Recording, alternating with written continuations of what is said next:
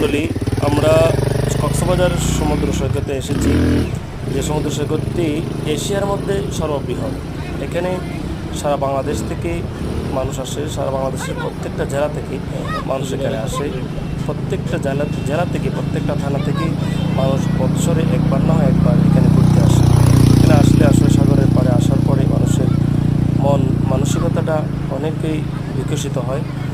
আমরা চট্টগ্রাম শহর থেকে আমাদের মাদ্রাসা গ্রিন ডোম মডেল হিলস মাদ্রাসা, এখান থেকে আমরা বাৎসরিক শিক্ষা সফর করতে এসেছি কক্সবাজারে।